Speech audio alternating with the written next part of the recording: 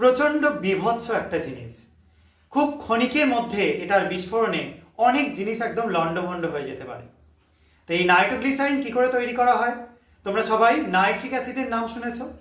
এই concentrate nitric acid, যেটাকে আমরা অ্যাকোয়া ফর্টিস নামে চিনি, এবং তার সঙ্গে গ্লিসারিন, এই দুটোর বিক্রিয়া করিয়ে, অর্থাৎ বলতে পারে যে গ্লিসারিনের নাইট্রেশন করিয়ে আমরা এই নাইট্রোগ্লিসারিন তৈরি করি।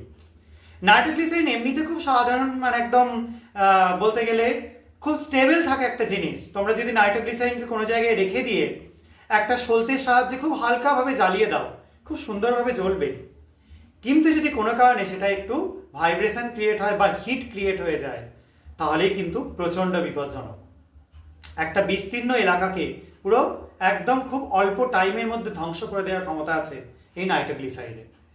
কিন্তু এই নাইট্রোগ্লিসারিনের একটা অসুবিধা কি না, এটাকে নিয়ে এক জায়গা থেকে অন্য জায়গায় সহজে ট্রান্সপোর্ট করা যায় না, মানে পরিবহন করা যায় না। এটা একটা প্রবলেম। তো আলফ্রেড নোবেল একদিন তিনি তার ল্যাবরেটরিতে কাজ করছেন, স্বাভাবিকভাবে যেরকমভাবে বিভিন্ন বিজ্ঞানীরা কাজকর্ম করেন, যাদের দেখে আমরাও কিছুটা শেখা